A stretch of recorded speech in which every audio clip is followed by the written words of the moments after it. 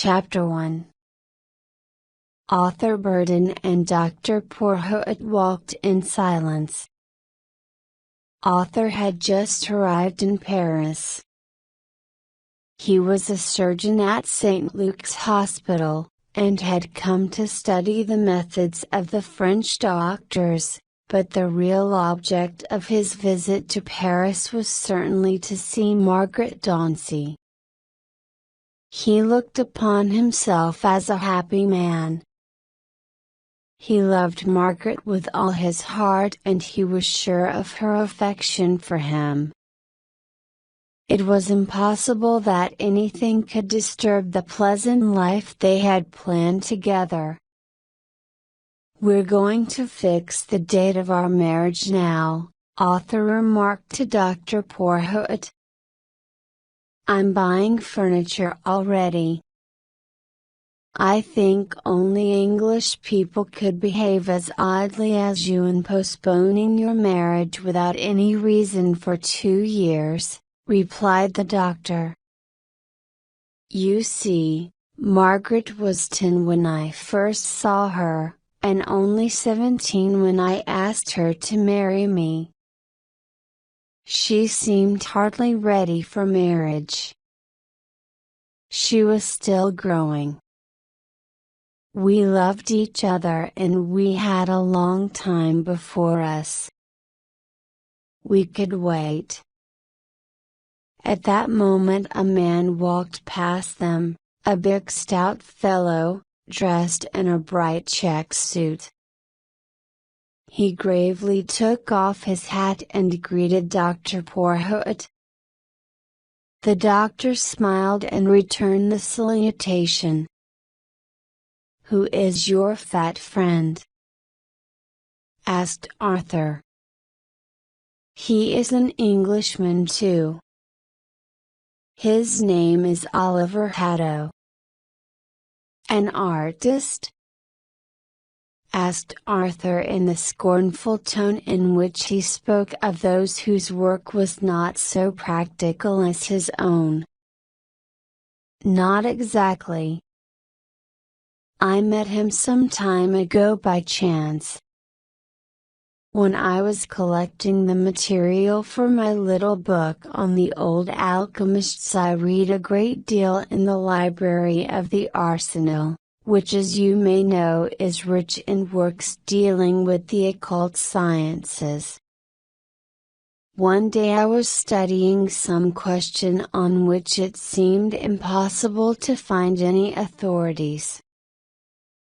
The librarian could not help me, and I wanted to give up the search, when this person brought me the book I needed. I was very grateful to the stranger. We left together that afternoon, and our common studies gave a theme of conversation. I found that his knowledge was extraordinarily wide, and he was able to give me information about works I had never even heard of." "And what is he by profession?" Dr. Pourhot smiled. "You know, Paris is full of odd people. It is the home for every kind of eccentricity. It seems incredible, but my friend Oliver Haddo says he is a magician. I think he is quite serious." "Silly ass," answered Arthur scornfully. Chapter 2. Margaret Dauncey lived in an art studio near the Boulevard Montparnasse with Susie Boyd. That afternoon Arthur was coming to see them. The young women were expecting him. Susie was looking forward to the meeting with interest. She had heard a great deal about the young man, and knew about his romance with Margaret. For years Susie had led the monotonous life of a teacher in a school for young ladies, and when Margaret, who had been her pupil, told her of her intention to spend a couple of years in Paris to study art, Susie willingly agreed to accompany her. She had a great affection for Margaret and with almost maternal pride watched how each year added new charm to her extraordinary beauty. She was proud to think that she would hand over to Arthur Burden a woman whose character she had helped to form. Susie knew, partly from fragments of letters which Margaret read to her, partly from her conversation, how passionately he adored his bride, and she saw that Margaret loved him too. The story of their love was very romantic. Margaret was the daughter of a lawyer with whom Arthur had been friendly, and when he died, many years after his wife, Arthur became the girl's guardian. He tried to give her everything she could possibly want, and when at 17 she told him of her wish to go to Paris and learn drawing, he agreed at once. The preparations for the journey were made when Margaret discovered by chance that her father had died penniless and she had lived ever since at Arthur's expense. When she went to see him with tears in her eyes and told him what she knew, Arthur was very embarrassed. "But why did you do it?" she asked him. "Why didn't you tell me?" "I didn't want you to feel any obligation to me, and I wanted you to feel quite free," she cried. She could not stop her tears. "Don't be silly," he laughed. "You owe me nothing. I've done very little for you, and what I have done has given me a great deal of pleasure. I don't know how I can ever repay you." "Oh, don't say that," he cried out. "It makes it much more difficult for me to say what I want to." She looked at him quickly and reddened. "I would do anything in the world for you," she said. "I don't want you to be grateful to me, because I won't. I'd be able to ask you to marry me someday." Margaret laughed as she held out her hands. "You must know that I've been wanting you to say that since I was 10. She was quite willing to give up her idea of Paris and be married immediately, but Arthur had made up his mind they could not marry till she was 19. He asked her not to change her plans and to go to Paris, but suggested that she should not live alone. Because of that she went to live with Susie. Susie Boyd was 30, but she looked older. She was not pretty, but her face was so kind, her sense of humor so attractive, that no one after 10 minutes thought of her ugliness. Her taste was so good, her talent for dressing so remarkable, that she was able to make the most of herself. It was due to her influence that Margaret was dressed always in the latest fashion. There was a knock at the door, and Arthur came in. "This is the fairy prince," said Margaret, leading him to her friend. "I'm glad to see you to thank you for all you've done for Margaret," he smiled, taking Susie's hand. While Margaret was preparing tea, his eyes followed her movements with a touching dog-like devotion. Margaret felt that he was looking at her and turned round. Their eyes met and they stood some time gazing at each other silently. "Don't be a pair of perfect idiots," exclaimed Susie gaily. "I'm dying for my tea." The lovers laughed and blushed. Margaret smiled with happy pride. For all her good nature, Susie could not help feeling a pang of jealousy, for she was also capable of love, but no one had ever tried to find it. No one had ever whispered in her ear the charming nonsense that she read in books. She knew that she had no beauty to help her and she was not young any longer, but her instinct told her that she was made to be a good wife and the mother of children. Her voice broke and she stopped in the middle of her happy chatter. She looked at Margaret and Arthur, but they were too preoccupied with each other to notice it. "What a fool I am!" thought Susie. When Margaret had closed the door on him, she turned to her friend. "Well, what do you think of him?" she asked, smiling. "You can't expect me to form a definite opinion of a man I've seen only for so short a time." "Nonsense," said Margaret. Susie hesitated for a moment. "You know, before I'd seen him I hoped with all my heart that he would make you happy. I was afraid. I knew he was much older than you.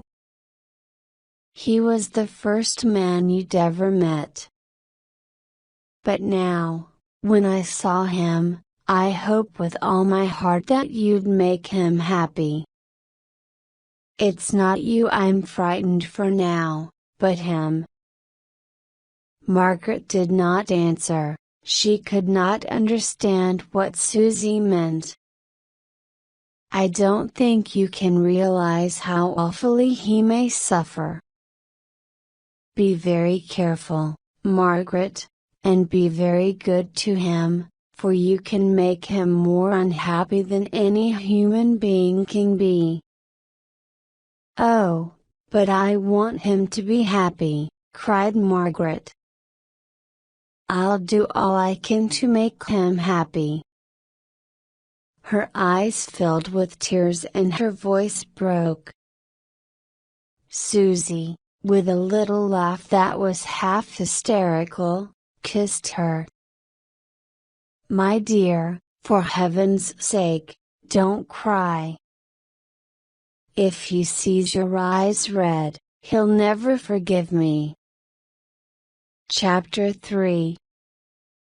The chinoir where Susie Boyd and Margaret usually dined was the most charming restaurant in the quarter. The room was full when Arthur Burden entered, but Margaret had kept him an empty seat between herself and Miss Boyd. Everyone was speaking at once, and a furious argument was going on about the post-impressionists. Susie Boyd had just described everyone to Arthur when the door was flung open, and a large person entered. He threw off his cloak with a dramatic gesture. "Here's somebody I don't know," said Susie. "But I do." "I saw him once," answered Burden. He leaned over to Dr. Porhoët, who was sitting opposite quietly eating his dinner. "Isn't it your magician?" "Oliver Haddo," said Dr. Porhoët with amazement. The newcomer stood at the end of the room with all eyes upon him. He was a very tall and very fat man. He was not old, but looked older because of his obesity. His features were good, his mouth large with heavy bright red lips. He had the look of a very wicked, sensual priest. Dr. Porhoët introduced him to Arthur, Susie and Margaret.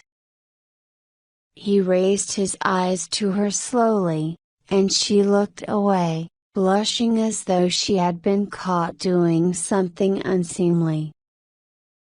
The eyes were the most unusual thing about him. They were not large, but very pale blue, and they looked at you in a way that made you feel extremely uncomfortable. Their gaze remained parallel, not converging. It gave the impression that he was looking straight through you. Another strange thing about him was the impossibility of telling whether he was serious. There was a mockery in that odd glance, a sardonic smile upon the mouth, which made you hesitate how to take the shocking words with which he addressed everybody. His presence caused an odd atmosphere. One by one all the visitors of the restaurant got up and left. Hatto stopped an American sculptor. "You have modeled lions at the Jordan Day plants, my dear Clayton. Have you ever hunted them in Africa?" "No, I haven't." "Then you have not seen the jackal, gnawing at a dead antelope, run away in terror when the king of beasts come down to make his meal." Clayton slammed the door behind him. Hatto was left with Margaret, Arthur Burton, Dr. Porhoët and Susie.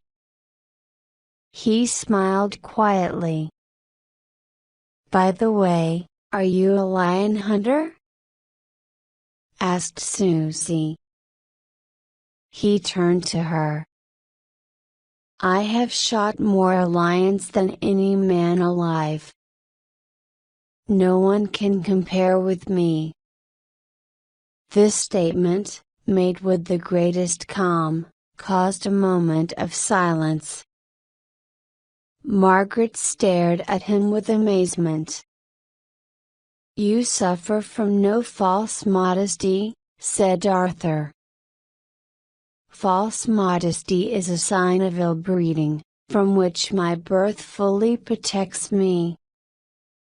Dr. Porhoët looked at him with a smile of irony. "I hope Mr. Hatto will use this opportunity to disclose to us the mystery of his birth and family.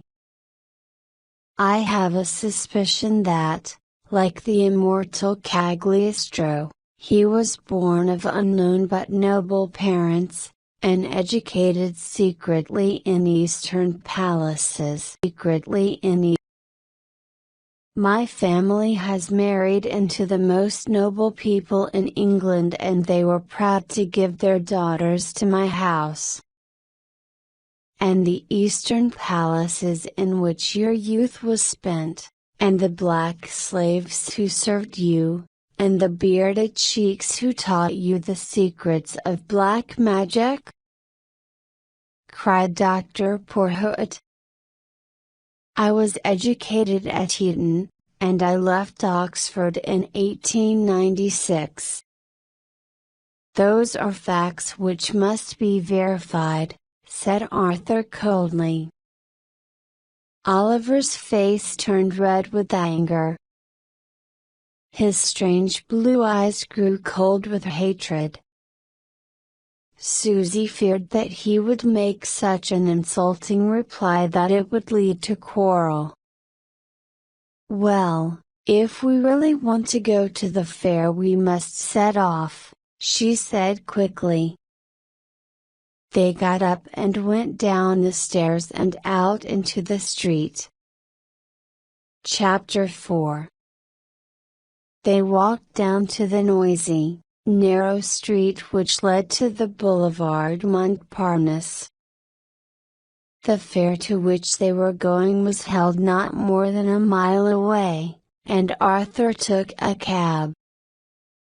Susie noticed that Hadow, who was waiting for them to set off, put his hand on the horse's neck.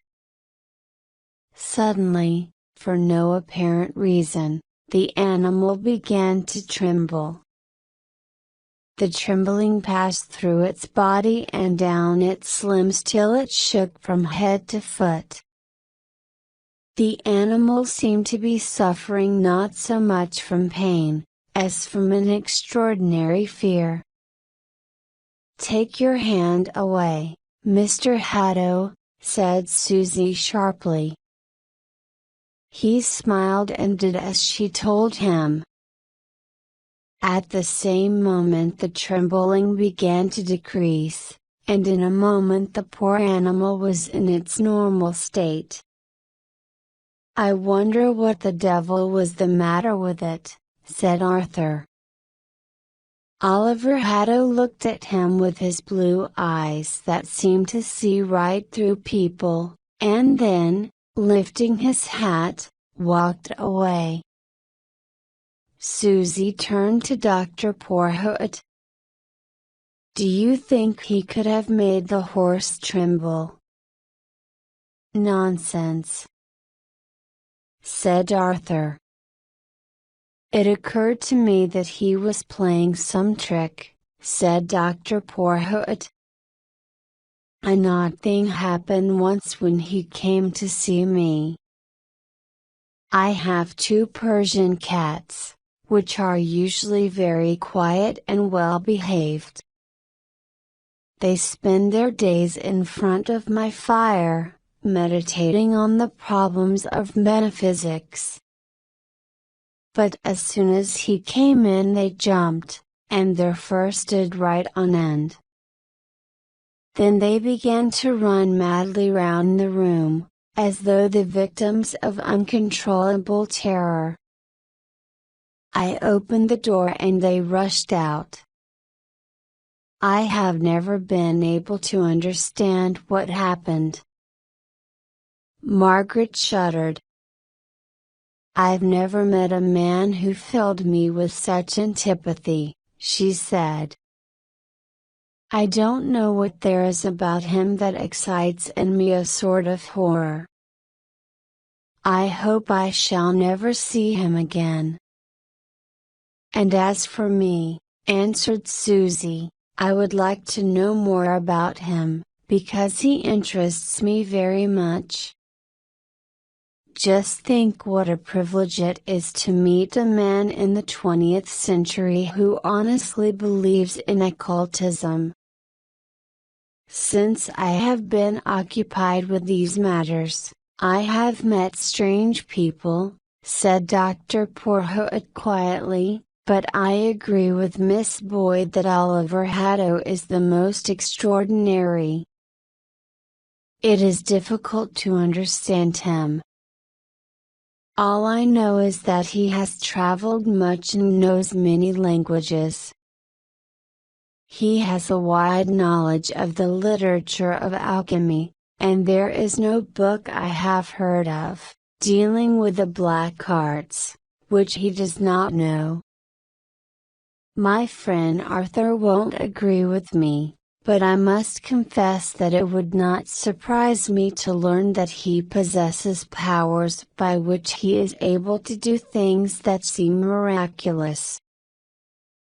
Arthur did not answer as they arrived at the fair. It was in full swing. The noise was deafening.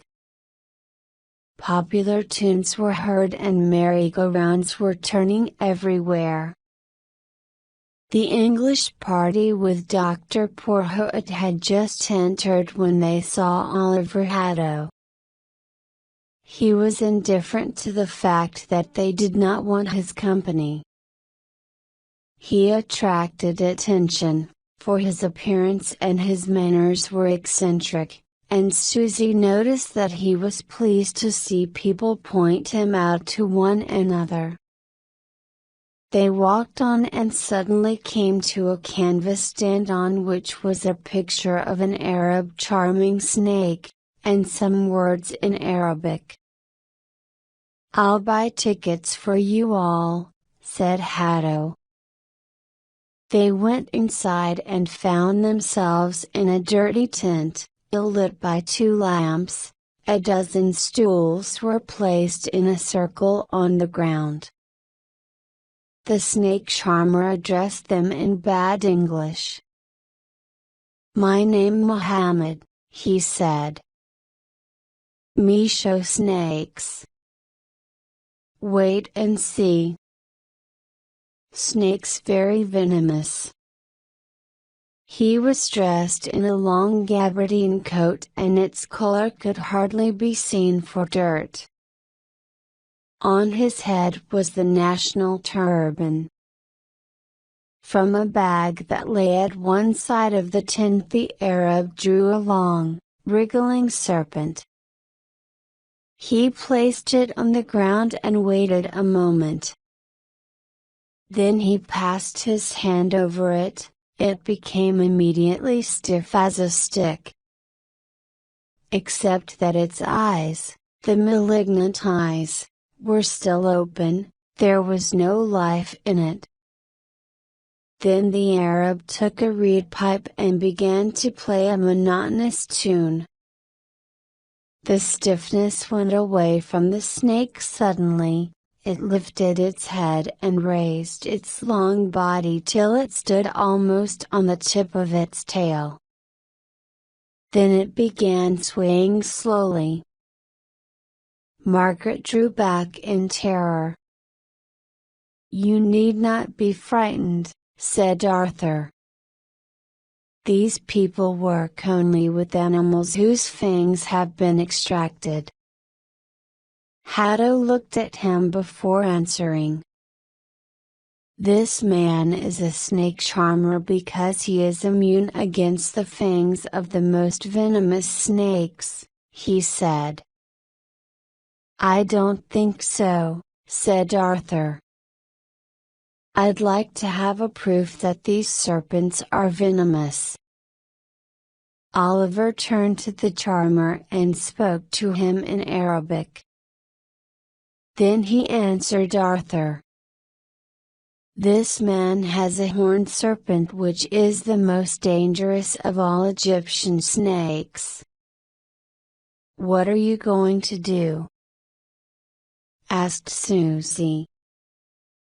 Oliver Hatto smiled and did not answer. He stepped forward to the center of the tent and fell on his knees. He uttered some Arabic words, which Dr. Porhoët translated to the others. A shudder went through the bag, and in a moment a head appeared. It was a viper of light gray color, and over each eye was a horn. Hatto seized the snake and opened its mouth. Immediately the reptile's teeth went deep into his hand. Arthur watched him for signs of pain, but he did not notice any. Hatto repeated a sentence in Arabic and the serpent fell to the ground. The blood flowed from Hatto's hand. Hatto spat upon the bleeding place 3 times, muttering words they could not hear. The bleeding stopped. He held out his hand for Arthur to look at. Burden was astonished, but he would not admit that there was anything strange in stopping the blood. "You haven't yet shown that the snake was venomous." "I have not finished yet," smiled Hatto. He spoke again to the Egyptian, who rose to his feet and from a box took a white rabbit. Hatto put it in front of the home snake. Before anyone could move, the snake came forward and struck the rabbit.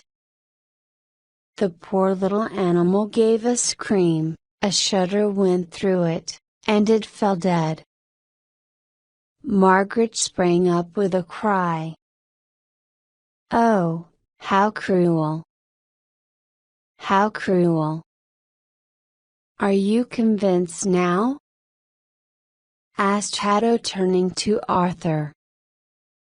"I am convinced that you are a charlatan," said Arthur sharply.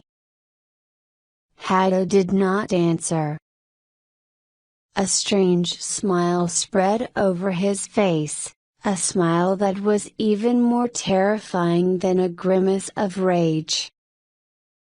Susie wanted to cry out, but she couldn't utter a sound. The smile passed away, and the face became once more passive. The two women hurried to the doorway. They were frightened and disgusted. Oliver Hatto was left alone with the snake charmer. Chapter 5. Susie could not get out of her mind the smile on Hatto's face that followed the first passionate look of deadly hatred. Her fantasy suggested various dark means by which Oliver Hatto might take revenge on his enemy, and she tried to warn Arthur. But he only laughed. "What on earth do you suppose he can do? If he kills me, he'll be hanged, and he won't be such a fool as to risk his head." Margaret was glad that after the incident Oliver had not appeared in their company. She began to discuss with Arthur the date of their wedding. She was filled with delight at the thought of the happiness she would give him. A day or two later Susie received a telegram. It ran as follows: "Please meet me at the Gare du Nord, 2.40. Nancy Clerk." It was an old friend of hers, who was apparently arriving in Paris that afternoon. She had not seen Nancy for such a long time that it surprised her to receive this urgent message. "I don't want to go," said Susie, "but I suppose I must meet her." Margaret had a class that afternoon, and after it she went home alone. As she walked through the courtyard she started nervously, for Oliver Hatto passed slowly by. He did not seem to see her. Suddenly he stopped, put his hand to his heart and fell to the ground. Margaret had to go up to him. Her heart beat violently. She looked down at Oliver, and he seemed to be dead. She forgot that she hated him. Instinctively she knelt down by his side and took his hand. He opened his eyes. "For God's sake, take me for one moment into the studio," he whispered. "I shall die in the street." She could not refuse him. With the help of some people, she raised him to his feet, and together they brought him to the studio. He sank heavily into an armchair. "Shall I bring you some water?" asked Margaret. "I'm very sorry to cause you this trouble," he stammered.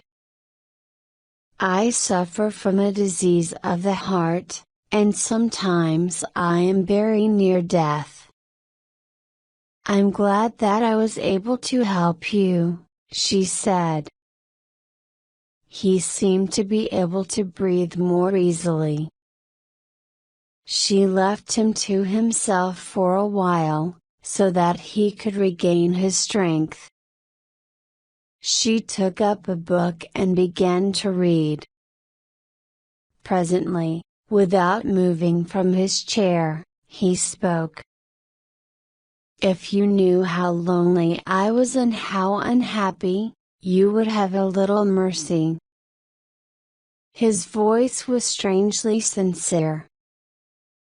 You think me a charlatan because I can do things that are unknown to you. You look upon me with disgust and scorn. You don't give me a chance to explain everything to you. It can make no difference to you how I look upon you, she whispered. She did not know why his soft, low voice produced such a mysterious effect on her. Her pulse began to beat more quickly. It makes all the difference in the world. It is horrible to think of your contempt. You turn your eyes away from me as though I were unclean. She turned her chair a little and looked at him. She was amazed at the change in his appearance. His eyes had a new expression, they were so tender now, and they were full of tears. Margaret had never seen so much unhappiness on a man's face, and she felt sorry for him. I don't want to be unkind to you, she said. But let us talk about something else. For a moment he kept silence. He was looking at a copy of La Gioconda which hung on the wall. Suddenly he began to speak. He spoke of Leonardo da Vinci, mixing his own fantasies with the words of different essays on art, which, so wonderful was his memory, he seemed to know by heart. His voice, low and musical, intoxicated Margaret with its beauty. She was horribly fascinated by his imagination and responded to his words like a delicate instrument on which he could play any tune he wanted. At last he stopped. His eyes were fixed upon hers. She neither moved nor spoke. She seemed to be under a spell. I want to do something for you in return for what you have done for me, he said. He stood up and went to the piano. Margaret was not surprised that he played wonderfully. Yet it was almost incredible that those fat, large hands had such a tenderness of touch. He seemed to put into the notes all his passion, and the instrument had the tremulous emotion of a human being. It was strange and terrifying. Chapter 6. Oliver Haddo stopped playing. Neither of them moved. At last Margaret regained her self-control. I begin to think you really are a magician, she said softly. I could show you strange things, if you wanted to see them, he answered again, raising his eyes to hers. I don't think you will ever make me believe in occult philosophy, she laughed. His voice grew very low, and it was so seductive that Margaret's head reeled. Believe me, that for this art nothing is impossible. It commands the elements of the earth and knows the language of the stars. Heaven and hell are in its province, and all forms, beautiful and ugly, love and hate, life and death are in the power of him who knows its secrets. Margaret could not hear what he said. A gradual lethargy seized her, and she had not even the strength to wish to free herself. She seemed bound to him already by mysterious chains. "If you have powers, show them," she whispered. Hatto gave Margaret some magic powder to breathe in and took her to the wonderful and terrifying world of his fantasies. She took part in some festival of hideous lust, and the wickedness of the world was patent to her eyes. Then the spell was dispelled and she realized that she was sitting in the studio and that Hatto stood by her side. Shame overcame her. She hid her face in her hands and burst into tears. "Go away," she said. "For God's sake, go." He looked at her for a moment and a strange smile came to his lips. "When you want me, you will find me in the Rue de Vaugirard, number 209, he said. "I'll write it down for you." He wrote the address on a sheet of paper that he found on the table. She did not answer. She sobbed as though her heart would break. Suddenly, she realized that Hatto was gone. She had not heard him open the door or close it. She fell on her knees and prayed desperately, as though some terrible danger threatened her.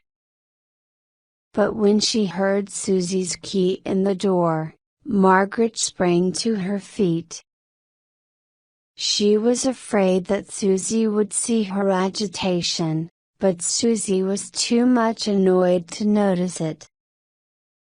"Nancy has not come," she said irritably. "I can't understand it. I waited till the train came in, but there was no sign of her. I walked about the station for half an hour." She went to the table, on which had been left the telegram and read it again. She gave a little cry of surprise. "How silly of me! I had not noticed the postmark. It was sent from Paris. I wonder if someone has played a silly practical joke on me. If I were a suspicious woman," she smiled, "I should think you had sent it yourself to get me out of the way." The idea occurred to Margaret, that Oliver Hatto was the author of the note. He might have seen Nancy's name on the photograph in Susie's bag. She had no time to think as there was a knock at the door. Margaret, her nerves shattered, gave a cry of terror. She feared that Hatto had returned. But it was Arthur Burden. She greeted him with passion that was unusual for her, because by nature she was a woman of great self-possession. They began to speak of trivial things. Margaret tried to take part in the conversation, but her voice sounded unnatural. Soon she could control herself no longer and burst into tears. "Oh, take care of me, Arthur. I'm so afraid that some awful thing will happen to me. Why can't we be married at once? I can't feel safe till I'm your wife." Arthur comforted her very gently. After all, they were to be married in a few weeks. The day had been fixed by her. She listened silently to his words. He was right, and she did not know how she could convince him. "If anything happens to me," she answered, "you will be to blame. I promise you that nothing will happen." Chapter 7. Margaret slept badly, and next day she was unable to work as usual. She was sure that Hatto's sudden illness was a trick by which he wanted to get into the studio. And there he had taken advantage of her pity in order to use his hypnotic power. But no matter how she tried, she could not get the man out of her thoughts. Work could not distract her, and between her and all the actions of everyday life stood Oliver Hatto. Although she repeated to herself that she wanted never to see him again, Margaret could hardly resist an overwhelming desire to go to him. Her will had been taken from her, and she was an automaton. He had given her that address because he knew she would use it. She did not know why she wanted to go to him. She had nothing to say to him, she knew only that it was necessary to go. Instead of going to the class, which was held at 6 in the evening, she hurried to the address that Oliver Hatto had given her. She walked along the crowded street stealthily, as though afraid that someone would see her, and her heart was beating violently. She ran up the stairs and knocked at the door. In a moment Oliver Hatto stood before her. He did not seem astonished that she was there. "I've been waiting for you," he said. "You knew I should come." "I knew." "What have I done to you that you make me so unhappy?" "I want you to leave me alone." "I shall not prevent you from going out if you want to go." The doors open. Her heart beat quickly and she remained silent. She knew that she did not want to go. There was something that drew her strangely to him, and she could not resist. He began to talk with that low voice of his that thrilled her with a curious magic. He told her of magnificent eastern palaces and of the moonlight nights in the desert, of the sunsets with their splendor and of the crowded streets at noon. The beauty of the East rose before her, and life itself seemed open to her, a life of freedom, a life of extraordinary knowledge. She shuddered at the comparison between the dull existence which awaited her as Arthur's wife and this bright, full life. But it was possible for her also to enjoy the wonders of the world. She felt a sudden desire for adventures.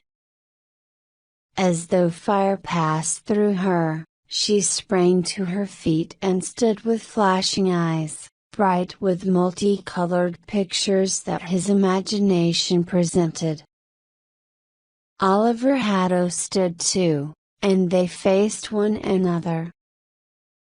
Then with a quick movement he took her in his arms and kissed her lips. She looked at him. "I think I love you," she said, hoarsely. "Now you must go," he said. He opened the door, and, without another word, she went. Since then, Margaret every day felt that uncontrollable desire to go to him. There was always that violent hunger of the soul which called her to him, and the only happy hours she had were those spent in his company. She could not now imagine her life apart from his. Sometimes, suffering agonies of remorse, she would lie in bed at night and think with shame of the way she was using Arthur. But things had gone too far now, and she could not change them. At last Hatto thought the time came for the final step. "It may interest you to know that I'm leaving Paris on Thursday," he said one afternoon. She jumped to her feet and stared at him in astonishment. "But what will become of me?" "You will marry the excellent Mr. Burton. You know I cannot live without you." "How can you be so cruel?" "Then the only alternative is that you should marry me." She sank helplessly into her chair. Because she had refused to think of the future, it had never occurred to her that the time must come when it would be necessary to leave Hatto or to join her life with his forever. It would be madness. Margaret realized that. Though an irresistible passion bound her to this man, she hated and feared him. She remembered Arthur's great love and all that he had done for her and felt disgust for herself. She sprang up. "Let me go from here. I wish I'd never seen you. I don't know what you've done with me." He opened the door and stood at the threshold, with a smile on his face. His eyes were hard and cruel. "Go," he said. She bent her head and ran before him. To get home she passed through the gardens of Luxembourg, but her legs failed her and she sank upon a bench. The bell of St. Sulpice Church was ringing for a service. Margaret walked slowly to the church and sat down on a bench in a corner. She hoped that the music would rest her soul and she would be able to pray. The music was beautiful, but it did not move her. For her the service had no meaning, and in those ceremonies, she could find no comfort. She felt completely lost. "God has abandoned me," she repeated. "God has abandoned me." Next day, her eyes red with tears, she dragged herself to Hatto's door. When he opened it, she went in without a word. She sat down, and he watched her in silence. "I am ready to marry you whenever you like," she said at last. Hatto told her that they could be married early enough on the Thursday morning to catch a train for England. She left everything in his hands. "I'm awfully unhappy," she said without any emotions. Wednesday happened to be Arthur's birthday, and he asked Margaret to dine with him alone. They had arranged to eat at a fashionable restaurant on the other side of the river, and soon after 7 they met. Margaret had never been in better spirits. The champagne went quickly to her head, and she talked charming nonsense. Arthur was very proud and very happy. They talked of all the things they would do when they were married. They talked of the places they must go to, of their home and of the beautiful things with which they would fill it.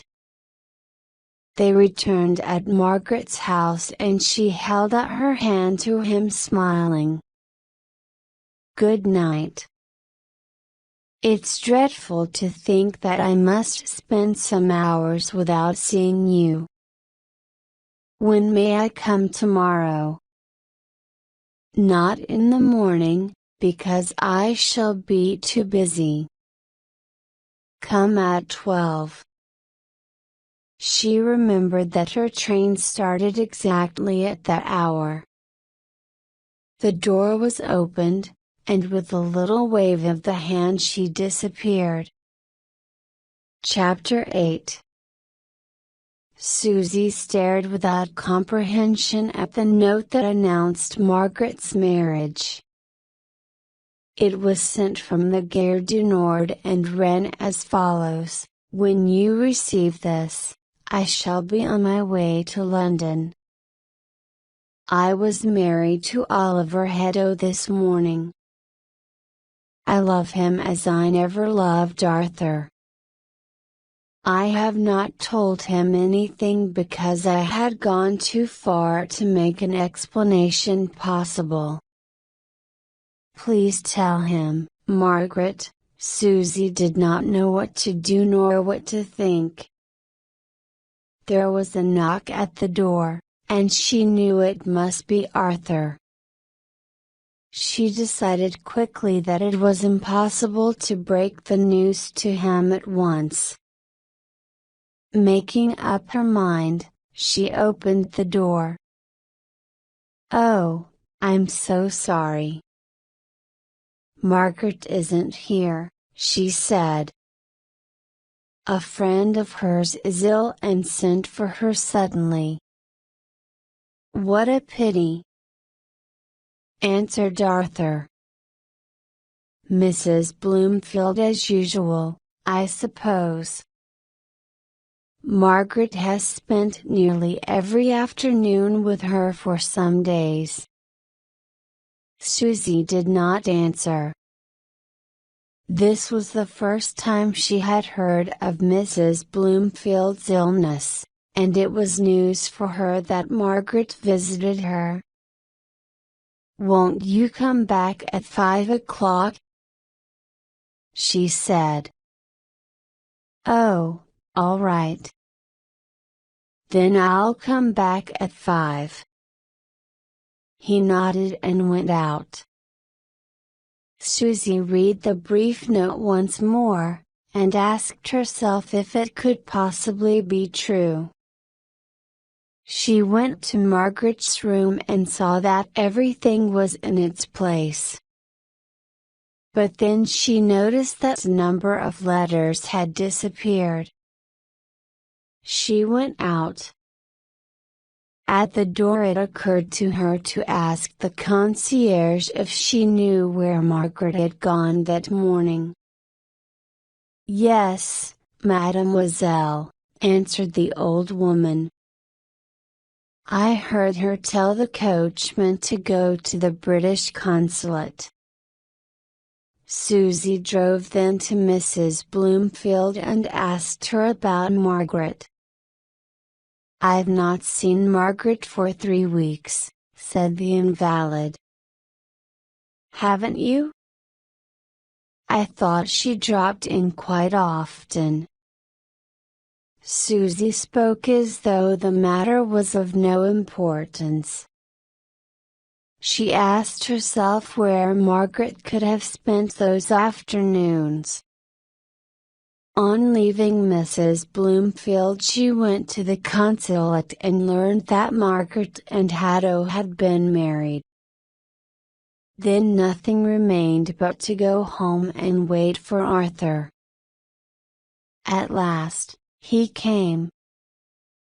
He entered joyfully and looked around. "Is Margaret not here yet?" he asked with surprise. "Won't you sit down?" He did not notice that her voice was hoarse, nor that she tried not to look at him. "Mr. Burden, I have something to say to you. It will cause you very great pain." He noticed now the harshness of her tone. He sprang to his feet and a terrible thought flashed across his brain. Something horrible had happened to Margaret. She was ill. His terror was so great that he trembled from head to foot. Susie tried to speak, but she could not. Her voice broke, and she began to cry. She gave him the letter. "What does it mean?" He looked at her without understanding. Then she told him all that she had learned that day and the places where she had been. Arthur sat down and leaned his head on his hands. They remained in perfect silence. Susie suffered as much as he did. Her impulse was to throw herself on her knees, and kiss his hands, and comfort him, but she knew that he was interested in her only because she was Margaret's friend. At last he got up and taking his pipe from his pocket filled it silently. His face expressed such suffering that it was terrible to look upon. "I can't believe it's true," he answered. "I can believe it." There was a knock at the door, and Arthur rushed to the door. "Perhaps she's come back." But it was Dr. Porhoët. "How do you do?" said the Frenchman. "What's happening?" He looked round and caught the dismay that was on the faces of Arthur and Susie. "Where is Miss Margaret?" "I thought you must be giving a party." "I received a telegram from Mr. Hatto this morning." He took it from his pocket and handed it to Susie. She read it and passed it to Arthur. It said, "Come to the studio at 5. Hi Jinx. Oliver Hatto." "Margaret was married to Mr. Hatto this morning," said Arthur quietly. "They have gone to England." Susie quickly told the doctor the few facts they knew. He was as astonished and upset, as they. "But what is the explanation of it all?" he asked. Arthur shrugged his shoulders. "She cared for Hatto more than she cared for me, I suppose." A spasm of pain passed over his face as he remembered how tender she had been the night before. The thought of Margaret in that man's arms tortured him as though his flesh were torn with iron hooks. "Perhaps it's not true. Perhaps she'll return," he cried out. "Would you take her back if she came to you?"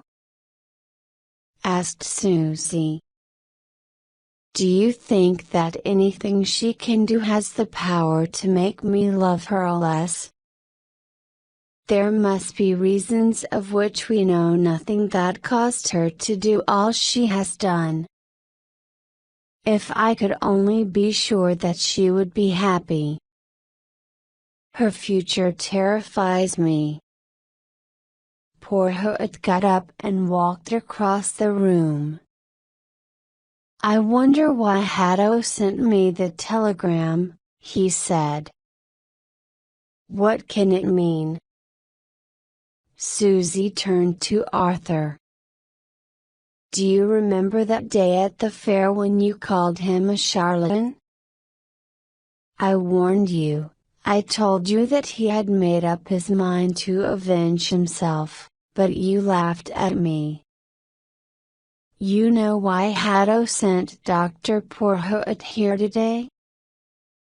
He was present at his humiliation and he wished him to be present at his triumph. I think that Miss Boyd is right, murmured the doctor. After all, he couldn't hurt you more. He knew that you wanted nothing in the world more than to make Margaret your wife, and he has not only prevented that, but he has married her himself. And he could only do it by poisoning her mind. He must have completely changed her personality. Ah, I feel that, cried out Arthur. If Margaret has broken her word to me, if she has gone to him, it's because it's not the Margaret I know. Some devil must have taken possession of her. Is it possible that Hatto cast some spell upon her that would make her unable to resist his will? Said Susie. Perhaps he has powers we can hardly imagine. For a while they remained silent. It was Dr. Porhoët who spoke at last. But even if there is some truth in Miss Boyd's suppositions, I don't see how it can help you. You cannot do anything. Her letter shows that she has married Hatto of her own free will and does not want to be released from him. What he said seemed true, and there was nothing to object to it. The only thing is to grin and to bear it, said Arthur, rising. Where are you going? Asked Susie. I think I'll get away from Paris. Here everything will remind me of what I have lost. I must get back to my work. If Margaret writes to you, I should like you to tell her that I will never reproach her for what she has done, and I will always do everything that she wants. When Susie was alone, she began to sob broken-heartedly, not for herself, but because Arthur suffered so much. Chapter 9. Susie felt it impossible to stay in the deserted studio any longer, and accepted a friend's invitation to spend the winter in Italy. Margaret had not written to her, and she could not make herself write to her. In Rome Susie had news of Hatto and his wife. They had spent some time there, and the little English circle was still talking of their eccentricities. Hatto had excited attention by the extravagance of his costume and manner, and Margaret by her beauty. She was seen in her box at the opera every night, and her diamonds were the envy of all women. But suddenly the pair had disappeared without saying a word to anybody. It was reported that they were now in Monte Carlo. Susie had intended to pass the spring on the Riviera, but when she heard that the Haddos were there, she hesitated. She did not want to run the risk of seeing them, and yet she had a strong desire to find out exactly how things were going. At last curiosity won and she went to Monte Carlo. After 2 or 3 days she saw them at the tables, but they were so absorbed in their game that they did not notice her. Margaret was playing, but Haddo stood behind her and directed her movements. Susie was unable to recognize in her the girl who had been her friend. What struck her most was that there was in Margaret's expression an extraordinary likeness to Haddo's. In spite of her beauty, she had Oliver's evil look which suggested that she saw with his eyes. They had won great sums that evening. Taking up the money, Haddo touched her on the shoulder, and she followed him. Susie learned that the Haddos had rooms at the most expensive of the hotels. They knew few Englishes except those who had bad reputations, but seemed to prefer the society of those foreigners whose wealth and eccentricities made them the center of that little world. Margaret moved among all those odd people with a cold mysteriousness that excited everybody's curiosity. Oliver's eccentric imagination invented whimsical festivities and orgies that were held in the dark sitting room of the hotel. He wanted to revive the mystical ceremonies of older religions, imitating those he had seen in Eastern places. Haddo was thought to be involved in occult studies, and some said that he was occupied with the magnum opus, the greatest and most fantastic of alchemical experiments. It was also said that he was attempting to create living beings. He had explained to somebody that magical receipts existed for the manufacture of homunculi. No one understood his true relations with his wife, and it was said that he was sometimes very cruel to her. Susie's heart sank when she heard this, but several times when she saw Margaret, she seemed in the highest spirits. Then the same thing that had happened in Rome happened here again, they suddenly disappeared. Susie had not been to London for some time, and as the spring advanced she remembered that her friends had invited her. Though she would not confess it to herself, her desire to see Arthur was the strongest of her motives. She knew that he would never care for her, but she was glad to be his friend. In London she wrote to Arthur, and he invited her to the opera. Susie was terrified at the change that had taken place in him. He looked 10 years older, he had lost weight, and his hair was white. But what most struck her was the change of his expression. The look of pain which she had seen on his face that last evening in the studio has now become settled, so that it changed its countenance. He was more silent than ever, and when he spoke, it was a strange low voice that seemed to come from a long way off. He seemed glad to see her and asked about her travels with interest. He told her of his work. Besides his duties at the two hospitals, his teaching and private practice, he gave lectures and was editing a journal on surgery.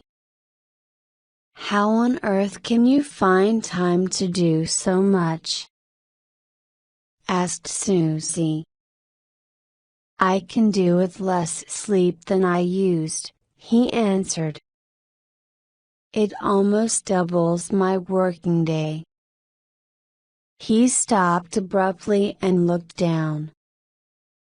His remark had given him away and showed his sufferings which he tried to conceal. They sat in silence. At last Susie said, I was never able to give Margaret your message. She did not write to me. A look of pain on his face seemed stronger, but he said nothing. I saw her in Monte Carlo, said Susie. I thought you would like to hear about her. I don't see that it can do any good, he answered. Susie made a little hopeless gesture. She didn't know what to say. When the opera was over and they went out into the vestibule, they saw Dr. Arbuthnot, whom Susie had met on the Riviera and who was a colleague of Arthur's at the hospital. The very people I wanted to see. He cried out. Now look here, do me a great favor. I'm giving a supper party at the Savoy, and you must come by all means. I'll introduce you to a man and his wife who will thrill you. They are so strange. I'm afraid I must get home, said Arthur. I have a lot of work to do. But Susie looked at him with such an appeal that he forced himself to smile and accept the invitation. They agreed to meet at the Savoy. When they arrived at the restaurant, Arbuthnot came up to them and took their arms. Come along. We're waiting for you. I'll introduce you to everybody, and then we'll go into supper. They walked down the steps to the foyer and he led them to a group of people. They found themselves face to face with Oliver Haddo and Margaret. Arbuthnot introduced them.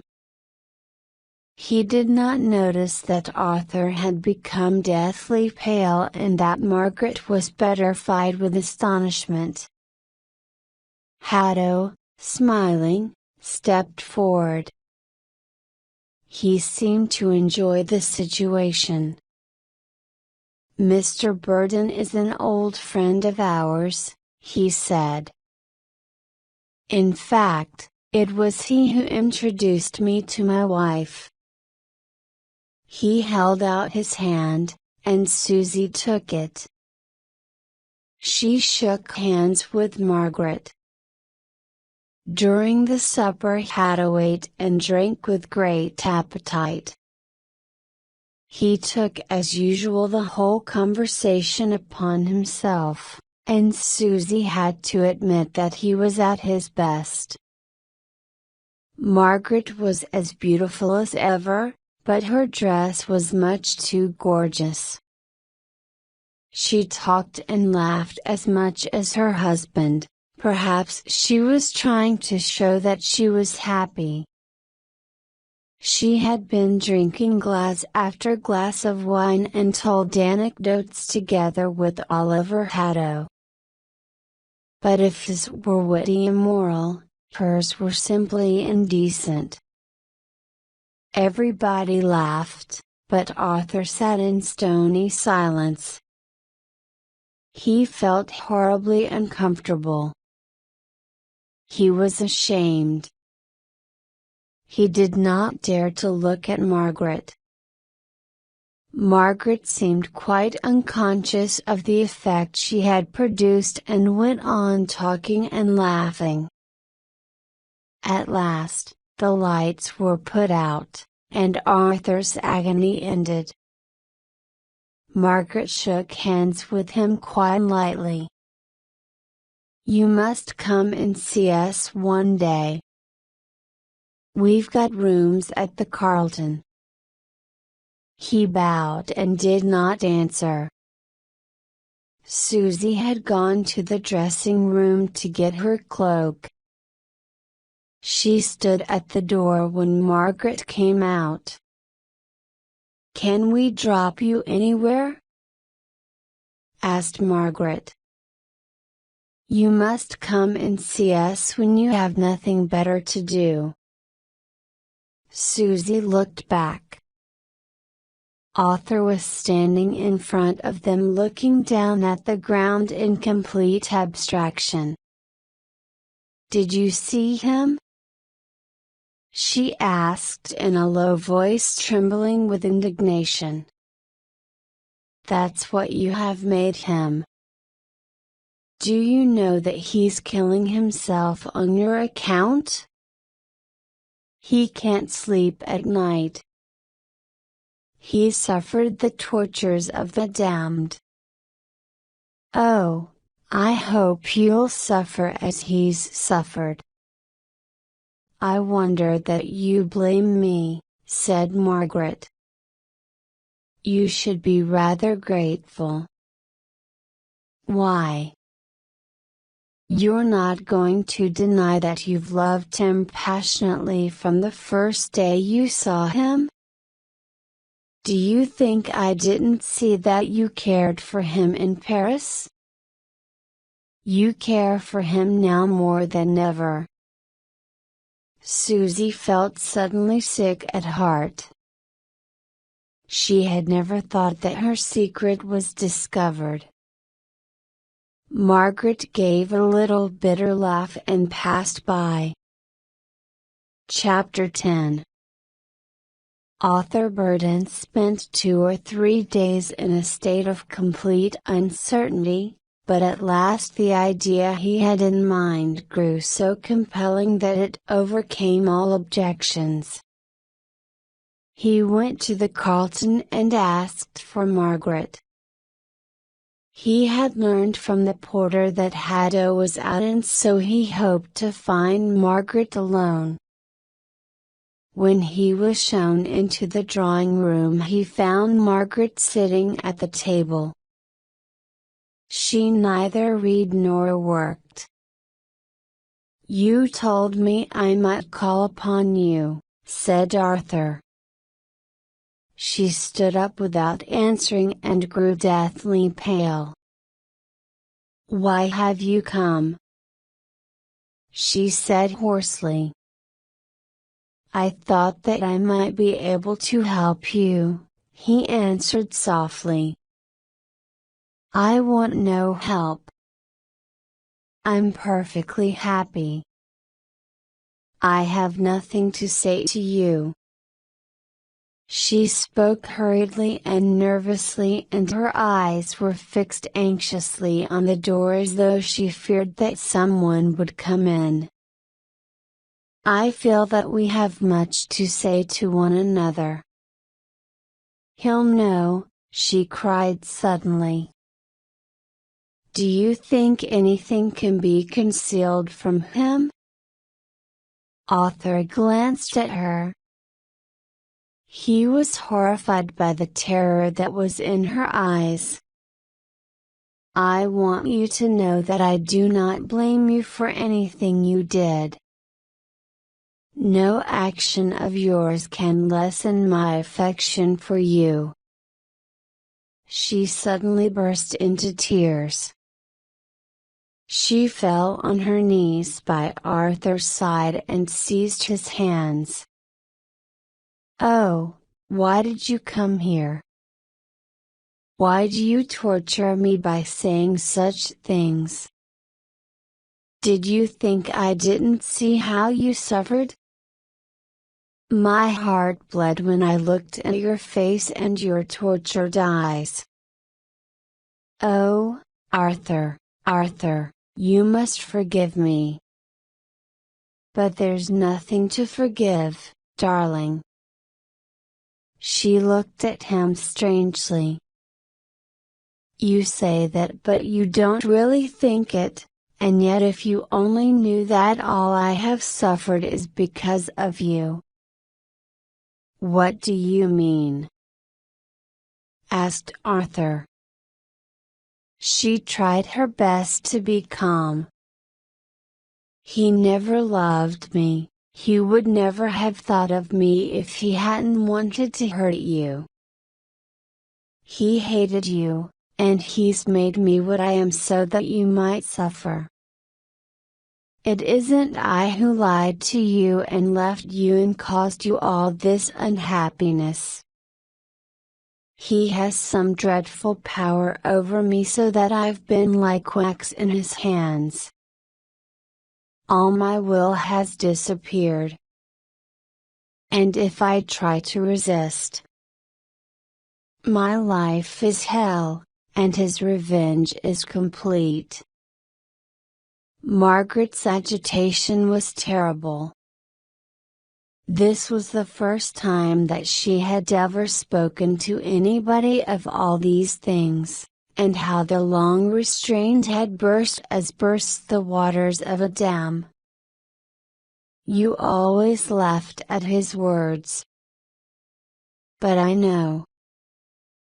Oh, I can't explain it, but I've seen things with my own eyes that are against all comprehension.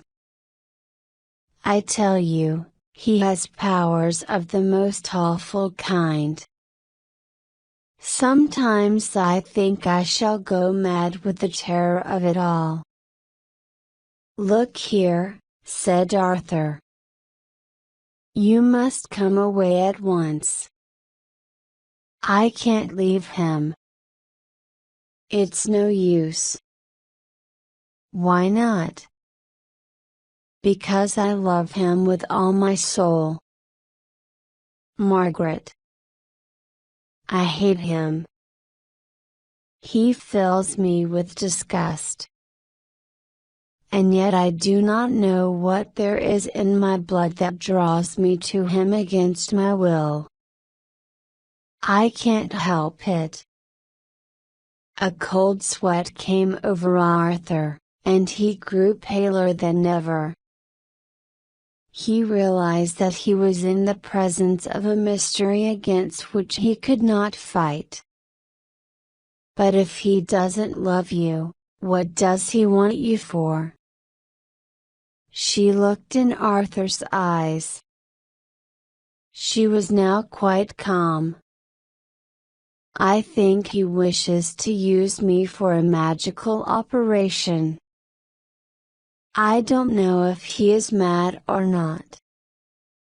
But I think he intends to try some horrible experiment and he wants me for its success. What do you mean by saying he wants you? He wants my life. It was more than Arthur could stand. He saw on the table a whiskey bottle.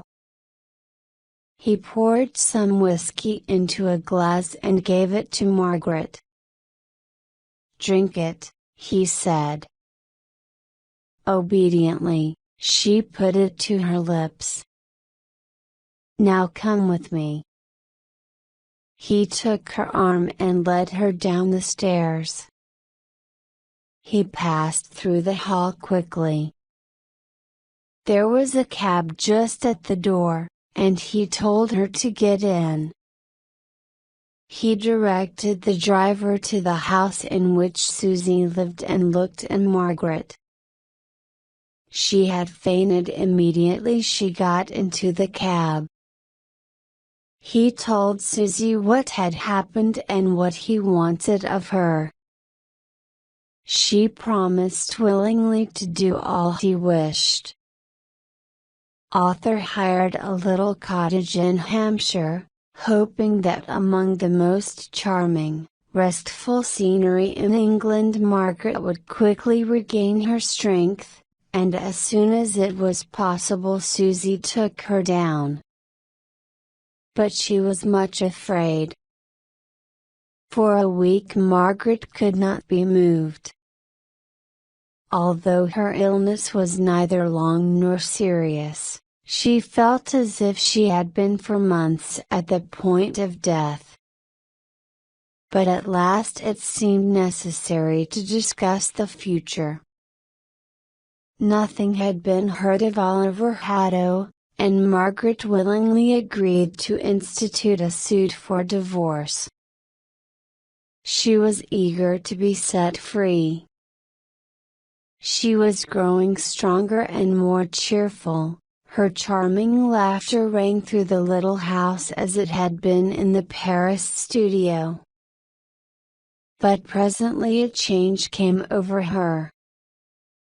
As the day of trial drew nearer Margaret became excited and nervous, her gaiety abandoned her, and she was silent and gloomy.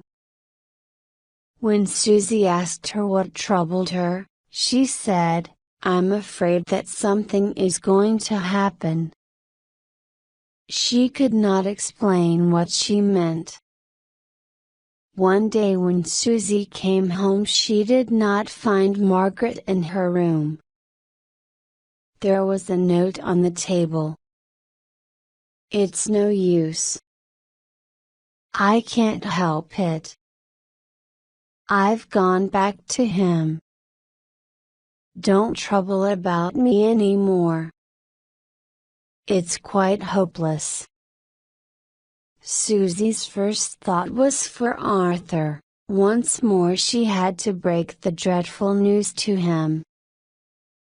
At that moment the door was opened, and Arthur came in. Susie gave a cry of terror and turned pale. "I wanted to come to see you," she said. "How did you find out?" "Haddo sent me a box of chocolates early this morning with a card on which was written, 'I think the odd trick is mine.'" He read Margaret's note and was silent for a long time. "I'm afraid she's right," he said at last. "It seems quite hopeless. The man has some power over her against which we can't fight."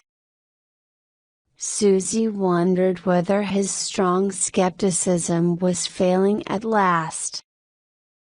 She did not doubt that Oliver was able to affect his wife even at a distance, and was convinced now that Margaret's restlessness of the last few days was due to this mysterious power.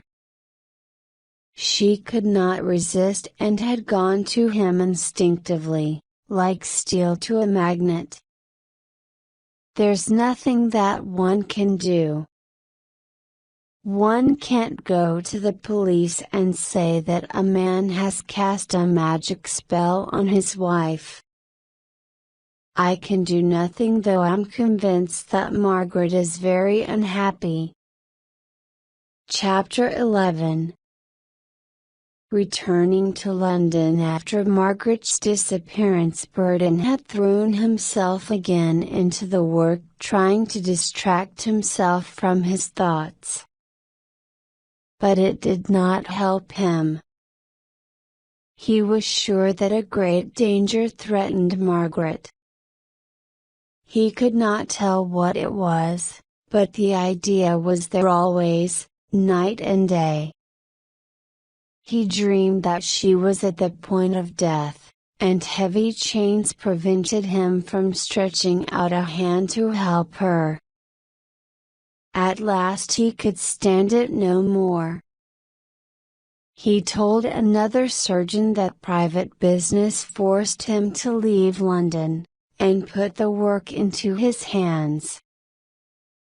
He supposed that Haddo had taken Margaret to his house to scheme. He went to Paris to see Susie and Dr. Porhoët. They tried to reason with him, but saw that it was quite useless. "What do you want us to do?"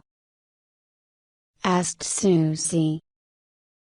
"I want you both to come to England with me at once. If we start now, we can catch the evening train." "For heaven's sake, calm down a little," said Susie. "I'm convinced that you'll find Margaret safe and sound." He did not answer. He gave a sigh of relief as they drove to the station. Susie never forgot the horror of that journey to England. They arrived in London early in the morning and without stopping drove to Skene. It was a small place with one public house serving as a hotel to the rare travelers who stayed there. They tried to find out something about the Haddos. Oliver was the local magnate, and his wealth and eccentricity made him a usual topic of conversation. The landlady of the hotel called him mad. She told them of Haddo's evil influence on the crops and cattle of farmers who had aroused his anger. As soon as he could do so, Arthur asked about Margaret. The landlady shrugged her shoulders.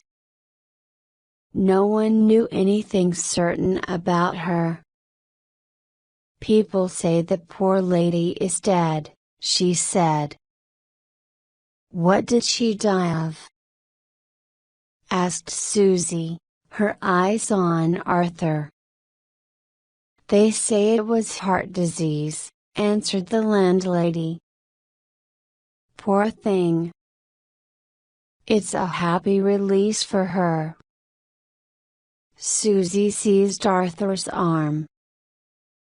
"Arthur, Arthur. You couldn't have done anything, if you had been here. If Margaret died of heart disease, your suspicions were quite without ground." His silence terrified her more than anything. The landlady was on the point of leaving when Arthur stopped her. "How do you know that Mrs. Haddo died of heart disease?" he asked suddenly. "Dr. Richardson told me so." "Where does he live?" "Why, sir, he lives at the White House near the station." She could not understand why Arthur asked these questions.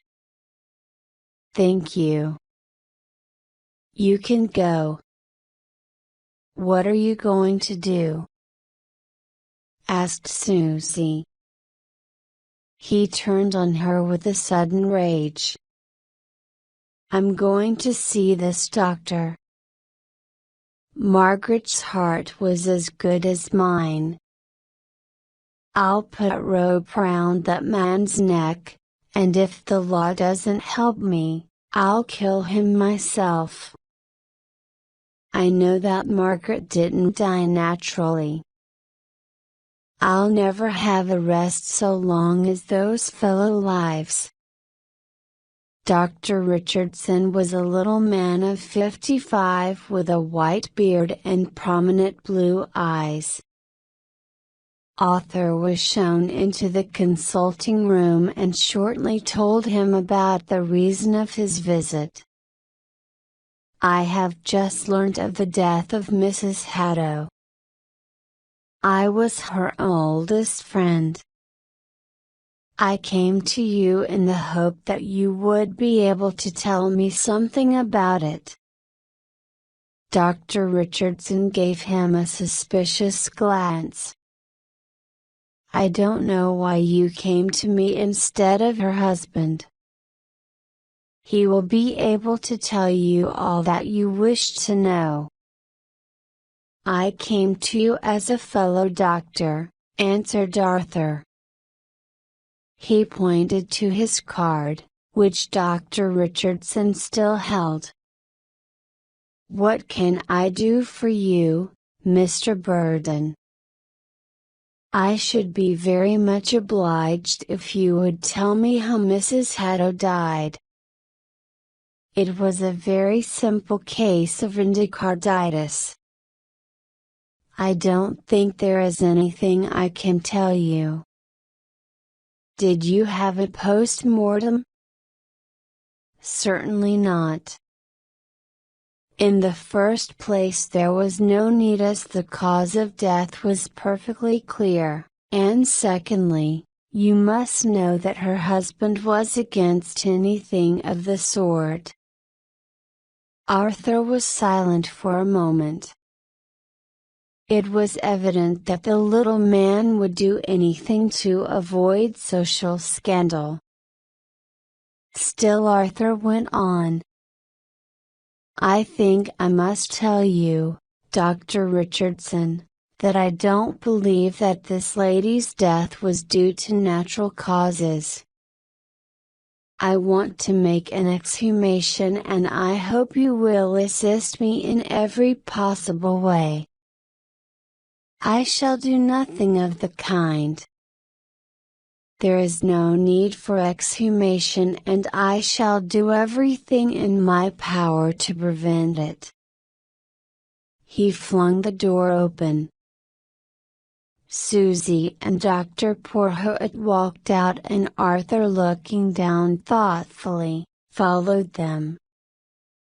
Dr. Richardson slammed the street door angrily. Chapter 12. The three of them drove slowly back to the inn. What are you going to do now? Asked Susie. For a long time, Arthur made no reply, and Susie thought he hadn't heard her. At last he broke the silence. I see that I can do nothing by ordinary methods. This is only my own conviction that Margaret was murdered, but I can't prove it. After all, it's just possible that she really died of heart disease. Arthur gave Susie a long look. He seemed to consider her words. Perhaps there are means to make sure, he replied at last thoughtfully, as though he was talking to himself. What are they? Arthur did not answer. When they came to the door of the inn, he stopped. What are you going to do? Susie asked anxiously. I will do nothing till I have made quite sure that Margaret was killed. He turned and walked quickly away. Susie sat at the open window and looked at the stars. She thought of Margaret, of her beauty and her miserable end, and she began to cry quietly. She knew enough of the facts now to realize the poor girl was not to blame for anything that had happened. A cruel fate had fallen upon her, and she had been powerless before it. The hours passed, and still Arthur did not return. But at last, he came in. He put down his hat and sat down. For a long time, he looked silently at Dr. Porhoët. What is it, my friend? Asked the doctor at last. Do you remember you told me once of an experiment you made in Alexandria? He said after some hesitation. You told me that you took a boy, and when he looked in a magic mirror, he saw things which he could not possibly have known. I remember very well, said the doctor. I laughed at it that time. I was convinced that the boy had cheated you. Yes? Later I thought of that story often. Some hidden comers of my memory opened and I remembered strange things.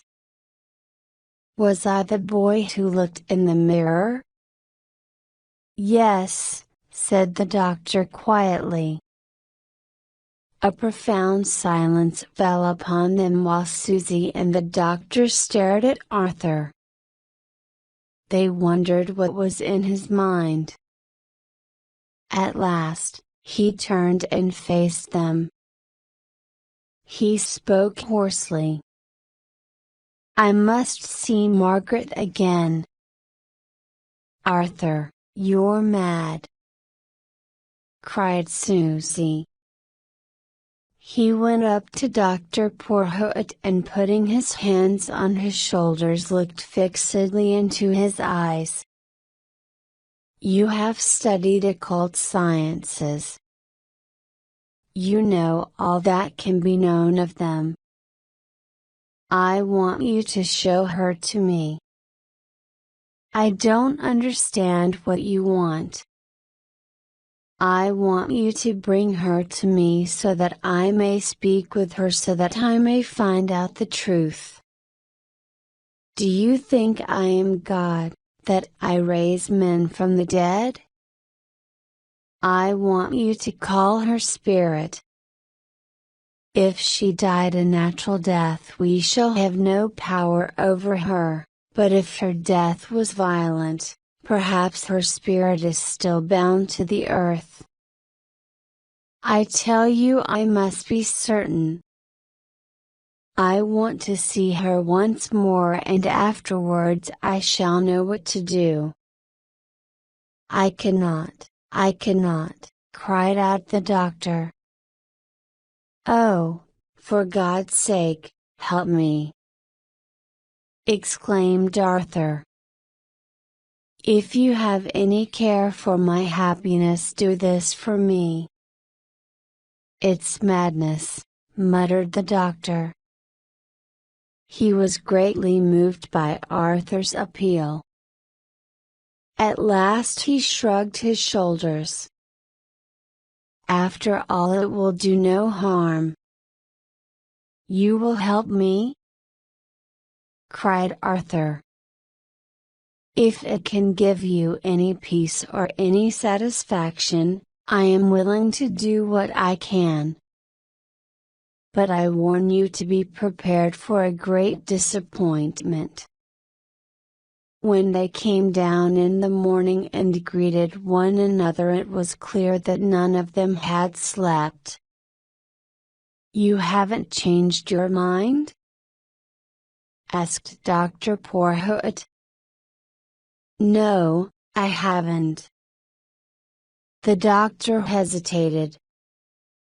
It will be necessary if you wish to follow the rules of the old necromancers to fast through the whole day. I am ready to do anything. It won't be hard to me, said Susie with a little hysterical laugh. I feel I couldn't eat a thing even if I tried. Arthur was too restless to remain indoors and walked away. The long summer day, passed slowly. At last, the lights in the village were put out little by little and everybody slept. Susie and Dr. Porhoët had lighted the lamp and they were sitting beside it. The window was wide open but the air was heavy and it was difficult to breathe. Why does not Arthur come? Said Susie. She felt an extraordinary oppression and she panted for breath. At last they heard a step on the road outside and Arthur appeared at the window. "Are you ready to come?" he said. "We've been waiting for you."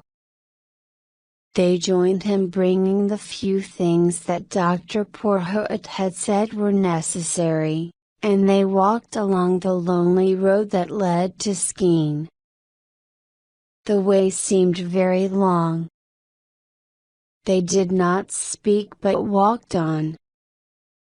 They moved like figures in a dream, as though they acted under the influence of somebody's will. Suddenly the road stopped, and they found themselves at the gates of Skene.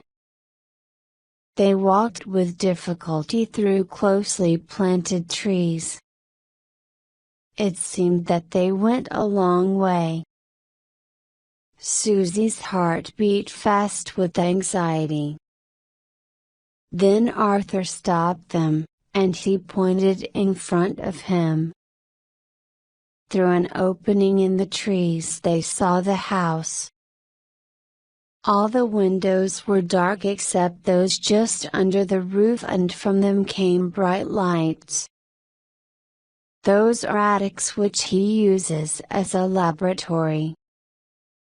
You see, he is working now. There is no one else in the house. Susie was curiously fascinated by the flaming lights. There was an awful mystery in these unknown labors which absorbed all of her head night after night till the sun rose. What horrible things were done there, hidden from the eyes of man. Arthur took her hand and led her on. At last they found themselves in front of a green space formed by 4 crossways. In the middle of it a stone bench gleamed in the darkness. "Let's stay here," said Arthur. He gave Dr. Porhoët 2 flat brass bowls that they had brought. He stood by Susie's side while the doctor busied himself with his preparations.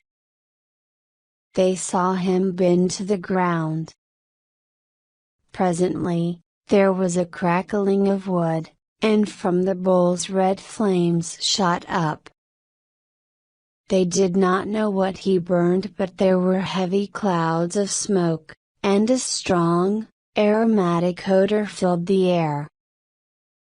The bowed figure of the doctor was quite mysterious. He looked like some old alchemist busied with unnatural things. Susie's heart began to beat fast. She was getting madly frightened and stretched out her hand so that she could touch Arthur. Silently he put his arm through hers. And now the doctor was drawing strange signs upon the ground. Then he put more twigs upon the braziers and the flames sprang up once more, cutting the darkness sharply as with a sword. "Now come," he said. A sudden terror seized Susie, but she recovered her courage and stepped forward. Dr. Porhoët told her where to stand. Arthur took his place in front of her. "You must not move till I allow you," said the doctor. "If you go outside the figure I have drawn, I cannot protect you." For a moment he stood in perfect silence. Then he began to say strange words in Latin. Arthur stood immobile as a rock. The flames died away, and they saw one another only by the glow of the ashes, dimly, like persons in a vision of death. Susie clenched her hands so that not to faint. All at once Susie started, for the old man's voice was cut by a sudden blow of wind. A storm seemed to have fallen upon them. They were in the center of a hurricane. They felt the earth sway, and the wind was roaring about them, and the doctor, raising his voice, tried in vain to command it. But the strangest thing of all was that where they stood there was no sign of the storm. The air about them was as still as it had been before, and not a hair on Susie's head was moved. And it was terrible to be in a calm that was almost unnatural. Suddenly Dr. Porhoët raised his voice and cried out something in that unknown language. Then he called upon Margaret. He called her name 3 times. Margaret, Margaret, Margaret. Without a pause between, as quickly as a stone fall to the ground, the storm which was everywhere about them ceased. And there was a silence, so profound that it looked like the silence of death. And then, as though out of nothingness, they heard very distinctly the sound of a woman weeping. Susie's heart stood still. They heard the sound of a woman weeping, and they recognized the voice of Margaret. A moan of pain burst from Arthur's lips, and he was on the point of rushing forward. But Dr. Porhoët quickly put out his hand to prevent him. The sound was heartbreaking, the crying of a woman who had lost all hope, the crying of a woman terrified. And in a moment, in spite of the heavy darkness of the starless night, Arthur saw her. She was seated on the stone bench and did not even try to hide her face. She looked at the ground and the tears fell down her cheeks. Then Arthur knew that all his suspicions were true. Chapter 13. Arthur would not leave Skene. He spent long hours by himself in the country, and Susie and the doctor had no idea what he did. Several days went by. At last Susie decided to make one more attempt. It was late at night, and they sat with open windows in the sitting room of the inn. "Arthur, you must tell us what you are going to do," she said. "It is useless to stay here. We are all ill and nervous. We want you to come away with us tomorrow." "You can go if you like," he said.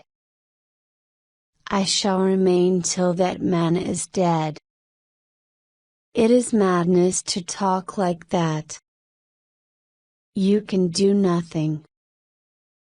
"I have made up my mind. The law can offer you no help, and what else can you do?" "If I can do nothing else, I shall kill him myself." She could think of nothing to say, and for a while they remained in silence. It was so still in the room, as though it was empty. Suddenly there was a loud rattle of thunder. It was so loud that it seemed to be above their heads. The lamp went out so suddenly that Susie was a little frightened. They were in total darkness. The night was very black, and they could not see the window which opened on to the backyard. Suddenly Susie's heart sank, and she sprang up. "There's someone in the room," She had just uttered these words when she heard Arthur fling himself upon the intruder. She knew at once, by an intuition, that it was Hatto. But how had he come in? What did he want? She tried to cry out, but no sound came from her throat. She knew that an awful struggle was going on. It was a struggle to the death between two men who hated one another, but the most terrible part of it was that nothing was heard. She tried to do something, but she could not move. They struggled silently, hand to hand, and Arthur knew that his strength was greater. He clenched his teeth and tightened his muscles. It seemed for hours that they struggled. All at once Hatto collapsed and they fell heavily to the ground. Arthur seized the huge throat and dug his fingers into it. He was strangling him, strangling the life out of him. He knew now that his enemy was in his power at last. He wanted light so that he could see the horror on that fat face, and the deadly fear in his eyes. He forgot everything. He was mad with rage and anger, and hate and sorrow. And at last all was still, and he knew that his enemy was dead. He put one hand over the heart. It would never beat again. The man was dead. Arthur got up from the floor. Susie heard him, and at last she could speak. "Arthur, what have you done?" "I've killed him," he said hoarsely. "Oh God, what shall we do?" Arthur began to laugh aloud, hysterically, and in the darkness his laugh was terrifying. "For God's sake, let us have some light." "I've found the matches," said Dr. Porhoët. He lit the lamp and held it forward. They looked down on the floor to see the man who lay there dead. Susie gave a sudden cry of horror. There was no one there. Arthur stepped back in terrified surprise. There was no one in the room, living or dead, except the three friends. Susie's self-control left her, and she sobbed as though her heart would break. Arthur took her hand. "It's all right," he said. "You need not be afraid. We're going now to skiing." She sprang up to her feet, as though to get away from him. "No, I can't. I'm frightened. We must see what it means. We have no time to lose, or the morning will be upon us before we get back." She tried to stop him. "Oh, for God's sake, don't go, Arthur. Something awful may await you there. Don't risk your life. There is no danger. I tell you the man is dead. If anything happens to you." She stopped, she dared not go on. But he seemed to know what she wanted to say. "I will take no risk because of you. I know that whether I'll live or die is not indifferent to you." She looked up and saw that his eyes were fixed upon her, she flushed. "I will go with you wherever you like," she said. "Come, then."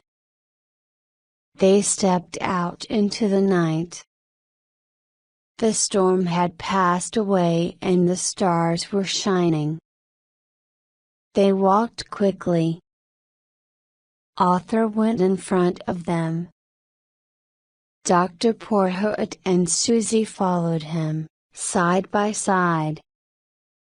It seemed to them that the horror of the night was past, and the air was wonderfully refreshing. The sky was beautiful. And at last, they came to Skene. Hatto's house stood in the blackness of the night and the windows shone out with bright lights. They walked to the front door and Arthur tried it, but it wouldn't open. "Will you wait here?" said he. "I can get through one of the windows, and will let you in." He left them. They stood quietly there with fast beating hearts, they could not guess what they would see. At last, they heard a footstep inside the house, and the door was opened. They stood in a large hall, the floor of which was covered with the skins of lions that Hatto had killed in Africa. The walls were decorated with all kinds of armor from the East and Central Africa. Arthur took down a huge battle axe and swung it in his hand. "Now come." Silently, holding their breath, they went through all the rooms.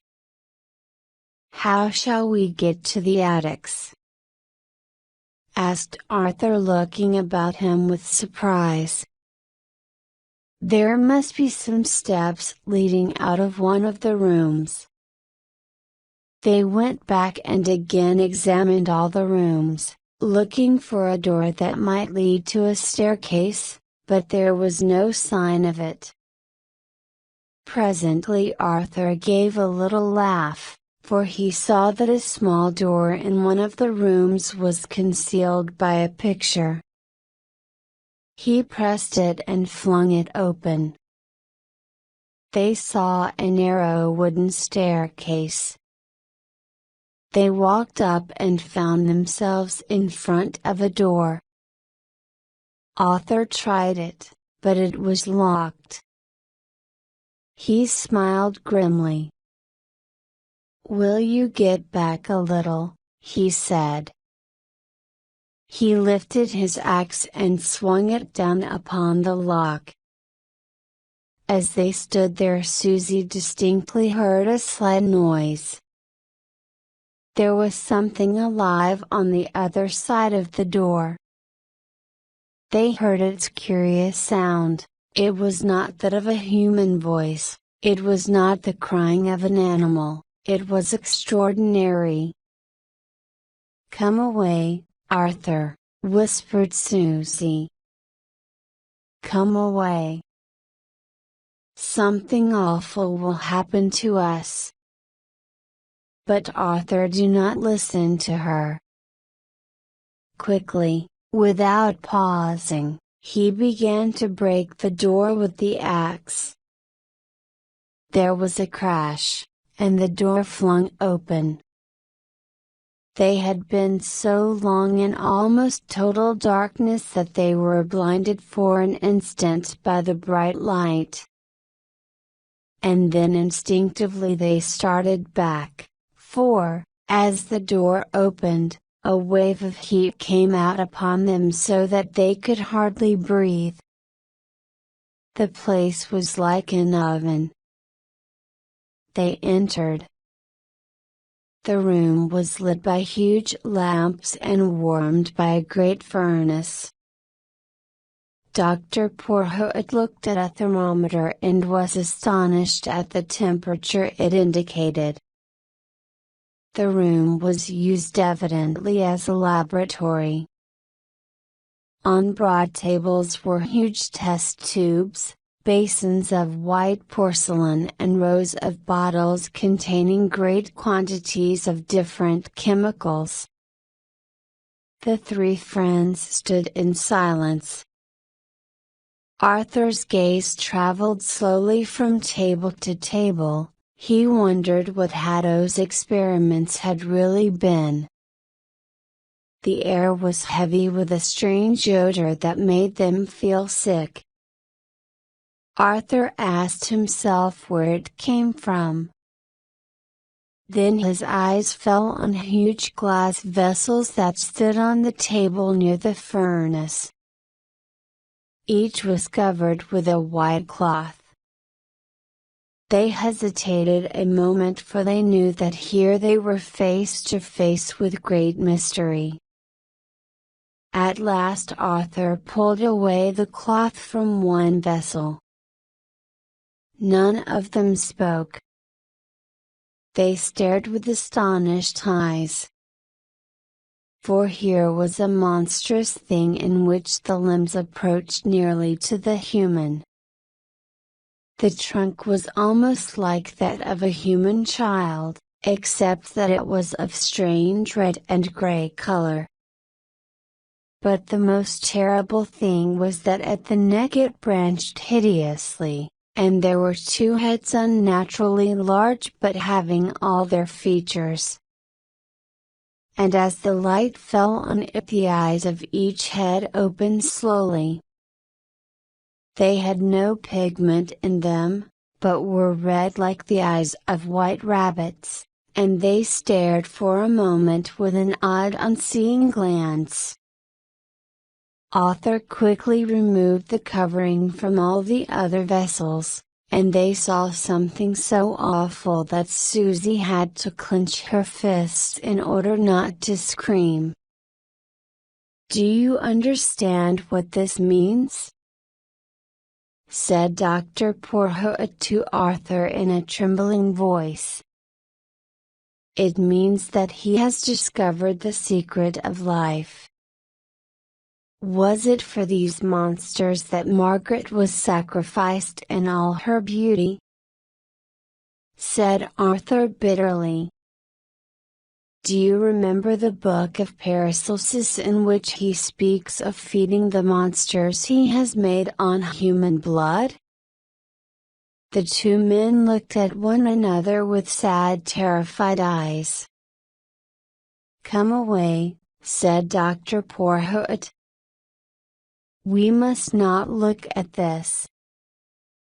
"Yes, for God's sake, let us go," said Susie. "We haven't finished yet," answered Arthur. "We haven't found the author of all this." He looked at the room in which they were, but there was no door except that by which they had entered. Then he uttered a frightened cry, and stepping forward fell on his knees. On the other side of the long tables, concealed by instruments so that at first they had not seen him, Oliver Hatto lay on the floor, dead. His blue eyes were staring wide and they seemed larger than they had ever been. They kept still the expression of terror, which they had worn in the moment of his agony, and his heavy face was distorted with deadly fear. "I told you that I had killed him," said Arthur. "Now that you have seen, will you come away?" said Susie, interrupting him. "Yes, we must go quickly." They turned away and with hurried steps walked through the bright attics till they came to the stairs. "Now go down and wait for me at the door," said Arthur. "I will follow you immediately." "What are you going to do?" asked Susie. "Never mind. Do as I tell you." I have not finished here yet. They went down the great staircase and waited in the hall. They wondered what Arthur wanted to do. Presently he came running down. "Be quick," he cried. "We have no time to lose." "What have you done, Arthur?" "There's no time to tell you now." He took Susie's hand. "Now we must run. Come." He dragged her along. Dr. Porhoët hurried on behind them. They walked very quickly for a while. Now and then, Arthur looked back. The night was still quite dark, and the stars shone out in their myriads. At last, he stopped. "Now you can go more slowly," he said. His voice was different now, it was soft with a good humor that they had not heard in it for many months. He appeared relieved. "Let's wait here and see the sun rise," said Susie. "As you wish." He put his arm affectionately round her shoulders to support her. They stood all three of them, and Susie took in deep, joyful breaths of the sweet air of dawn. But she noticed that Arthur, unlike herself and Dr. Porhoët, did not look towards the east. His eyes were fixed upon the place from which they had come. What did he look for in the darkness of the west? She turned round, and a cry broke from her lips, for the shadows there were lurid with a deep red glow. "It looks like a fire," she said. "It is. Skene is burning." Skene was burning. In a little while there would be no trace of all those crimes and all those horrors. Now it was one mass of flame. It looked like some primitive furnace, where the gods worked unheard miracles. "Arthur, what have you done?" He did not answer. He put his arm about her shoulders again, so that she had to turn round. "Look, the sun is rising." In the east, a long ray of light climbed up the sky, and the sun, yellow and round, appeared upon the face of the earth.